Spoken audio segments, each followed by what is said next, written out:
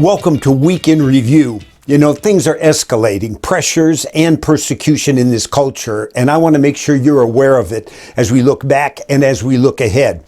You know, Jesus said in Matthew chapter 10, he said, I'm sending you out. And he said, as I do this, you have to be wise as serpents and innocent as doves. And then he went on to say that there's going to be people turning on one another. There's going to be incredible betrayal, and that a father is going to be turning on a child, and a brother turning on a brother, and children turning on parents, and you'll be delivered up before councils and governors. Do you realize that we are seeing this kind of pressure and persecution today? And we're seeing a stifling of our freedom of speech and the freedom of the press. You know, I have referred to this classic book here called The Naked Communist. And in here, they talk about the goals of the Communist Party. They're not secretive. We know what they are. They're actually, in 1954, put into Congress. And they stated their goals were to control the press and the media. They want to control student newspapers. They've got to stifle any dissent. And these are actual goals that are taking place right now before our very eyes. My wife and I recently, and my daughter, we watched a Turner Classic movie, and it was called This Land Is Mine. And it was a drama that showed what happened as Nazis, yes, the socialist, Democrat socialists, moved into a nation, and they began to stifle freedom of speech. And people were being betrayed. People were being arrested. It was a very scary situation, and people were very tense and nervous. Who's going to turn on me? And if we're part of a resistance, we'll be taken away and put to death. Well, that's what takes place in socialist and communist countries. This is not conspiracy theory. This is reality, and we need to be aware of what's happening right now on our watch. You saw recently where Donald Trump, who was suspended and removed from Twitter and Facebook, Instagram, all of these social media platforms, well, the oversight board at Facebook was going to decide, are we going to restore him? And they said no. We're going to continue to ban him, and we're going to, do it for another 6 months. We'll take a look. And this is absurd when you think about it. This is a man that garnered how many? 75 million voters? This is a man that had about, 85 million Twitter followers and 35 million on Facebook?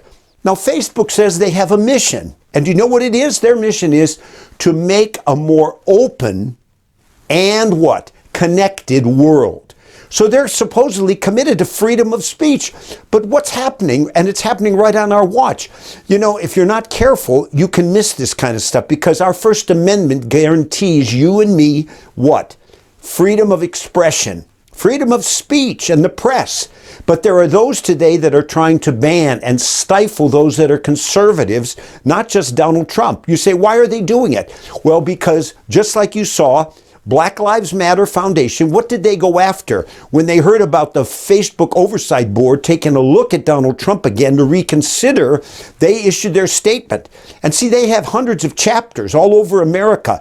And they issued the statement that this man must continue to be banned from social media and banned, they said, from ever running for office. That's intimidation. That's pressure. And so what you have today is corporations that are going along with this. You say, well, why do they do this? Well, I'll tell you why. Number one, it's power. There's a narrative that is being emphasized in our country today that America is filled with systemic racism, and it's pernicious, and it's our founders, and that's why our nation has to be reestablished as a socialist nation. And this is taking place right on our watch.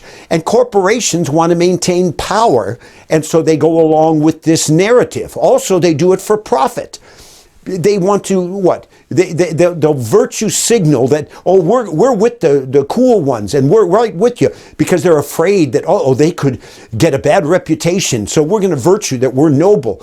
They also do it for popularity. These CEOs, they want to be able to hobnob and have access to Mr. Biden and LeBron James and Bruce Springsteen and Steven Spielberg and all these people, and they enjoy that, the cocktail party circuit, and being hobnobbing and moving along in this way. Now, recently, the Associated Press they released an account. If you're not familiar, there are outlets, newspapers all over America. They pay a subscription fee, and what do? They get stories and articles from the Associated Press. Well, a man in North Carolina was shot by the police, a black man. How did the AP cast the story? Maybe you read it. And this went out all over the country. They said, well, family members said that he was a family man with 7, children, and that he loved to entertain the family and tell jokes. That's exactly how they started. But this man actually, and it's a sad story, was a man that was in prison. And when he got out, he picked up where he left off. And he was not just given a little bit of weed, he was involved with hard drugs, narcotics. This destroys lives. Heroin and cocaine, methamphetamine, fentanyl, and all these things. But see, the way the story is cast is it presents a slant. Why is it that when you turn on, if you do, The View, and The View is ABC, and that's under what? Disney. Why does Disney not say anything when you hear all these anti-America statements and statements that somehow call us racist if we disagree with their narrative? And the same thing happens on MSNBC. They're under Comcast. And you say, what do? Well, you may recall, after the senator, Tim Scott, said that I don't believe America's a racist nation. What did the lady do on MSNBC? She said, well, he's a tap dancer. Now that's a racial smear. It's a demonizing of a United States senator, and yet somehow Comcast, they let it go. Disney seems to let go. Why is this happening today? Well, there's pressure in our culture, and it's escalating. Now, I want you to know that when Facebook examined afresh Donald Trump, and their oversight board said, no, we can't allow this. What was behind this? Well, you look back and you say, well, when they had the not racial so much as the Capitol riots, there wasn't a scintilla, there wasn't a shred of evidence that Donald Trump incited some type of insurrection. Even when they said, well, a policeman was killed, he died of a stroke. And so now in the aftermath, all of a sudden you say, well, what did Donald Trump do? Well, you remember what he put on Twitter. He said that he disavowed this. It was wrong. He said, we stand for law and order. He was committed to a peaceful transition. But what happens? You say, well, Larry, wasn't that going to redeem him? Well, Facebook Oversight Board comes on the scene and says, no. This is really, I believe, a national scandal because it's hypocritical.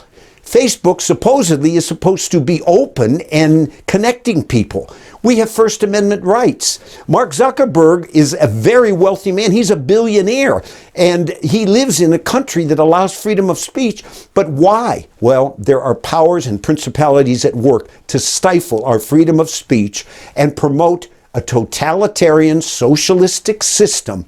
And what happens? Well, just like in that movie, This Land Is Mine, they will stifle freedom of speech so that they can hold people back from understanding what's taking place. Now, I want you to be aware. So let's look ahead. You say, well, Larry, you're saying Facebook and some of these tech companies are hypocritical? Yeah. Do you know that Senator Lindsey Graham, a senator from South Carolina, do you know what he said?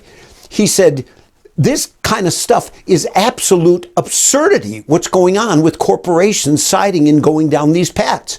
And the lieutenant governor of North Carolina, he said, we've got to stop propagandizing our children with socialism. Do you know that Facebook was warned by 44 lieutenant generals in states all over America? They said, don't go ahead with this new youth emphasis on Instagram so that we can reach out to those that are maybe 12 and under and start to bring them along. And people are saying, we're waking up, we're starting to see something's wrong. Well, I want to say there's hypocrisy. And you say, well, Larry, what do you mean hypocrisy? Well, I'll tell you how we know. Facebook allows China, communist China, which is involved in genocide.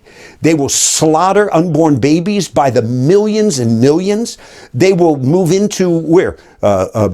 Taiwan. And they will, what's going on in communist China today? And they stifle their people and censor what they can hear. And they will make you make a pledge that you are committed to the state, not Christianity. And if you have a child under 6, they can't go to a Christian service. But yet They're on Facebook. Communist China. You say, well, Larry, this is a dictatorship. This is insane. Well, look on the screen.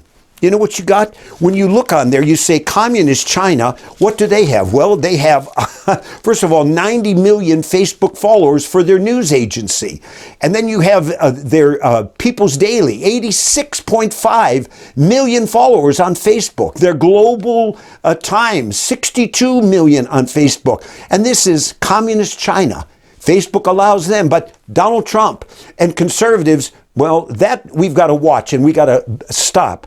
How about today, Venezuela? Nicolas Maduro. This is, again, a dictator. This is a communist, atheistic man. 1.2 million followers allowed on Facebook. How about Russia? Facebook.com for the Kremlin. What do they have? They've got 86,000 Facebook followers. And how about Mr. Putin? This is a man that was in the KGB, accused of poisoning his rivals. This is a ruthless guy. Well, Facebook, come on, Putin, with 3,060,000 followers on Facebook. How about Cuba? This is a police state, killing people, kidnapping people, the Castros. Well, their new leader, Miguel, man, he's got 24,000 Facebook followers. How about Iran? Hassan Rouhani, what is he? 181,000 Facebook followers.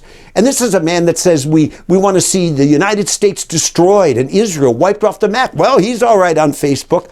How about Louis Farrakhan, anti-Semite and the Nation of Islam and what this man perpetuates for decades, hatred? Well, he's all right. He's on Facebook, 81,000 followers. How about Maxine Waters? Pushing for, well, we're going to stand, and she's a radical leftist. Well, she's got 375,000 followers on Facebook.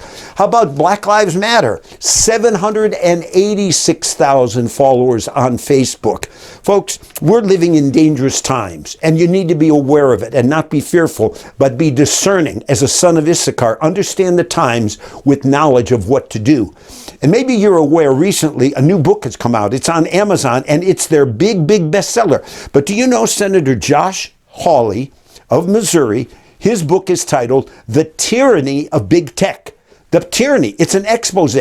Well, do you remember a number of months ago when Simon & Schuster was going to publish it, and all of a sudden, where does the pressure come? And they stop. We're not going to publish it. Again, freedom of speech? Oh, well, it's conservative. He's exposing. Well, thank God another publisher came along and said, we will publish it, and now it's a bestseller on Amazon.